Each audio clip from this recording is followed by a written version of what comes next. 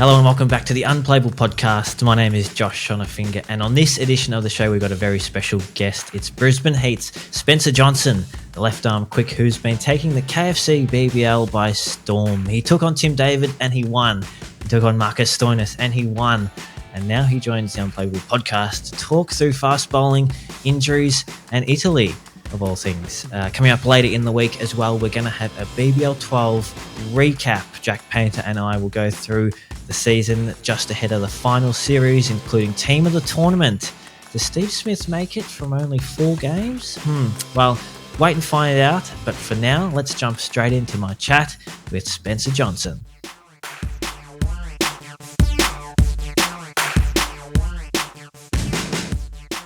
Welcome back to the Unplayable Podcast. My name is Josh Shonafinger, and just ahead of the BBL finals, I'm joined by the latest BBL bowling sensation. His name is SpencerJohnson, and he's taking the world by storm at the minute for the Brisbane Heat. Spencer, welcome to the Unplayable Podcast, and how's the feeling around the team at the minute? Yeah, thanks, Josh. Thanks for having me. The boys are definitely up and about. It's good vibes in the change rooms. Test boys are back, so that definitely adds to the vibes. But yeah, we're going well. Now you're in Launceston ahead of the Heat's final game of the tournament. A win will guarantee you a 3rd position, and it must be hard to fathom, I guess, the turnaround, because it wasn't too long ago that the Heat were second last. Yes, that's true. Yeah, a win tomorrow here in Lonnie gets us a home final, which we're looking forward to. A couple of weeks ago we were sort of towards the bottom there, but that's Big Bash, isn't it? There's top 5 go through. So, well, that's right. Maybe it's got something to do with your inclusion as well. 4 out of your 5 matches have been wins, so maybe there's a common denominator there. I want to talk about those Sunday's match against the Melbourne Stars. There looked like there was a bit of byplay between you and Marcus Stoinis. Is there anything you can tell us there? No, there were big Stoiny. He's definitely got a presence there. He's a good looking man. He smells good. I think I sort of had to find something, because the way he was strutting around, I sort of had to puff my chest out as well. But yeah, I was in awe of the man. He's a big guy. And you're a pretty big fella yourself. How tall are you actually, Spencer? 6'4". So okay. We're probably pretty similar, but he definitely felt like he had me covered. So what we've seen from you, you've been pretty composed in the Big Bash so far, but you took that catch at short third man off Stoinis, which turned out to be a no ball, but there was a big celebration from you. Was that part of trying to impose yourself on the match? Yeah, I did give that a fair bit. The boys have said, geez, you didn't mind that. I was pretty happy with the catch, to be honest. It was a pretty nice shot, and I thought it was a legal delivery, to be fair. I think that was just trying to pump me up for the last set. Yeah, and so tell us and the listeners what it takes to bowl the final over of a Big Bash game, because not only have you had to bowl it to just any old player, you've had Marcus Stoinis and you've had Tim David right there at the other end. So take us inside the mind of a bowler about to bowl the last over of a Big Bash match. Well, Aussie's been massive. That's probably the key, the main thing for me. Aussie standing at mid-off, keeping me calm. That's the number one thing, really.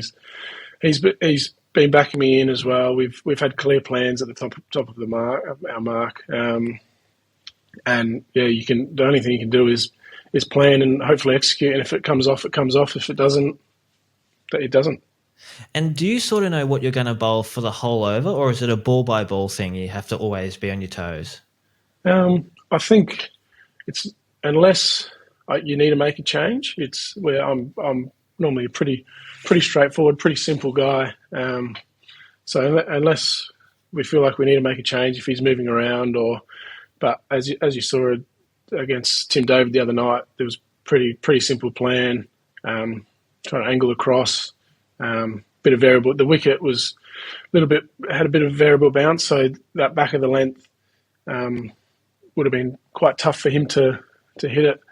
Where it was the same wicket against the Stars, but it had all the grass taken off, so I had to sort of go a little bit fuller and try and hit the Yorkers. Interesting. Well, it shows that you can sort of pull off both. For if any of our listeners missed those two matches, Tim David on Friday needed 18 off the last over against Spencer here. He couldn't do it. And then Marcus Stoinis needed 14 on Sunday and he couldn't do it. So I want to ask, have you always been a death bowler in T20? Has that always sort of been your role to bowl those last overs? Well, in club cricket, it is. The plan is I bowl the first two and the last two. But I wouldn't say I'd be a death bowler. Okay. I think it's something I've definitely been working on and sort of striving to achieve, to be that death bowler and get thrown the ball in the hard overs, which I'm getting here, which is quite cool. But it's something I'm definitely working on. And is it something you enjoy, that extra responsibility? Yeah, you've got to want the ball, definitely. As a fast bowler, you always want the ball in your hand, and you sort of want to take the game by you want the game in your hands. Yeah, absolutely, and it's shown also just on your speed as well. In your second Big Bash game, the Fox broadcast had you at over 150 kilometres an hour. Is that something that you constantly hit, or is that sort of a first time for you? It's a first time thing. I guess I've always been a fast bowler, but that 150 mark did feel like it was a fair way off. But I think the home crowd in Adelaide against the old team, I was pretty pumped up in front of family and friends as well. It was pretty cool. Was it on the big screen? Did you know that you'd hit that mark? No, I didn't know until maybe we got a wicket and one of the 12thies ran out and said, "Geez, you've hit one pound." I was like, "Wow, okay." Pretty cool. That must pump you up even further after hearing that, I reckon. Yeah. And just before your first game against the Heat, Michael Nisa presented you with your cap. What did he have to say? Ness he had some really kind words. We've together at the Strikers for a couple of years before he came up here, and then I've followed him up here. But yeah, he had some real nice words for me. I'm sure there's some footage of it, but it was. Yeah, that's great. And you formed a great combination as well. Nisa's come into some form, and obviously since you've been in the team, he'd have been winning. So it's a good combination for Brisbane at the minute. And, well, let's just talk about your journey. You said you've come from the Strikers. You're a South Australian boy, and it sort of seemed like you've just appeared, but you have been on the scene, for lack of a better term, for quite a long time. Is it right that you didn't play for almost 2 years due to ankle stress fractures or something along those lines? Yeah, so I've been contracted in South Australia with the Redbacks. I got contracted at about 2021, made my debut in that year, and unfortunately got a stress fracture in my foot, which missed 12 months with, and then sort of pre-season started, got myself up again, and then that stress fracture went again, so I missed another 12 months. It was pretty much 24 months without bowling a ball. And then sort of after that first lot, after the second stress fracture, they put a screw in it, had some surgery, and that my body sort of rejected the screw. So then I missed another 6 months and had to take the screws out. So it was about a 3.5, 4 year process. And then that sort of gets us to end of last year, I think. And I haven't really missed. Body's been good, touch wood, for the last 24 months. So how do you keep the motivation going during so much time out of cricket? Like, do you ever think, well, is it time to throw in the towel? Like, it must be so draining and difficult. Yeah, not really, to be honest. I've got really good support down in South Australia. They have backed me in for the last 6 years. They've stuck by me, not just the coaches and the high performance staff, the physios and the doctors. They've always sort of kept the faith, and friends and family back home have been awesome as well. So they're the ones that sort of help you keep going, because could have quite easily gone, "Oh, this is too hard. I'm never going to get back to where I want to be or could be." But it makes it all worth it now, definitely. Yeah. Now, I'm lucky enough here to have access to quite a few old matches. So I did go back and have a look at your debut for South Australia at North Sydney Oval. How much do you remember about that day? Because that was, as you said, almost 5.5 years ago now. Yeah, I can remember that day very clearly. I think it was the 12th or 13th of September 2017. And I played because Joe Menny had to fly home because it's for his birth of his child. So I came into the 11. I bowled 2 overs up top. Ferg was captain. And then I was just running around in the field and I felt my ankle go, sort of felt a bit of a click and a clunk, and I didn't feel great. Managed to bowl the rest of my overs. Got one for, which was nice, and we won. And then sort of the next day, the ankle was still quite sore, so they sent me home and got a scan, and yeah, sure enough, there was a stress fracture in my talus. Oh, right. Oh, okay. So it happened in your Happened debut. in the debut game, yeah. Well, your memory is pretty good, so I don't need to ask who was your first wicket because you're obviously going to get it, aren't you? And around the wicket, Seb Gotch? Seb Gotch, yeah. I think it was just an off-pace delivery. We made 350 and they made 340 or something. Peter Siddle played, I remember. Yeah, I can remember it quite clearly. Are they happy memories, or is it sort of bittersweet given that injury was there as well? They're happy, yeah. I remember Tim Nielsen presented my cap, and I think he actually got quite emotional when he gave me the cap, and it was quite a cool moment. I was actually back there for the when we played the Sixers. It got rained out, and that was the first time I'd been back since I had been injured. So that was a bit of a I don't know. It was a bit of a funny feeling being back there. Yeah, no doubt at all. And then I also had a look at, you played 2 matches in 2021, got David Warner out in a Marsh Cup match actually, and one thing that stood out was your action looked quite a bit different in those highlights as well. Have you changed much, or have you had to change much of your action? Yeah, but I have that's sort of how I've, I guess, gotten a little bit better I've sort of improved gradually as my body's gotten better. I've sort of worked a few things out just from playing more cricket, but I've sort of straightened things up technique wise, and I've done a bit of work with Mark Harrity and Luke Butterworth back in South Australia just to get a little bit more consistency, because that was the feedback I was getting, a little bit inconsistent with my lengths. Now I'm sort of running in a bit straighter and a bit tighter lines. There's small changes, not big changes. You're allowed to say you're getting better and you're improving, mate. There's nothing wrong with that. And David Warner, is that the biggest wicket in your sort of shortish career so far that you would have taken, or is there a bigger name that you reckon you've taken in the past? I think Davies, he's probably the number one. Yeah, he was on about 90 though, and they only needed about 10 to win. But it was still pretty cool. Don't tell the listeners that, mate. Don't tell the listeners that. They don't need to know that. No, I nicked him off on one. And so up at the Heat now because you made the move and played T20 Max with Redlands, which everyone knows as Marnus Labuschagne's club. How did that move come about? And why did it come about? I guess my strikers deal had just sort of come to an end, and I saw it pop up on a cricket.com article. I reckon that Queensland were running this comp, and I thought, geez, I better get up there, get a fresh set of eyes on me, and show Queensland what I can do, really. And lucky enough that I've got a connection, Lee Drennan, who runs the We Got the Chocolates podcast, if you've seen Drennan. Oh, yeah.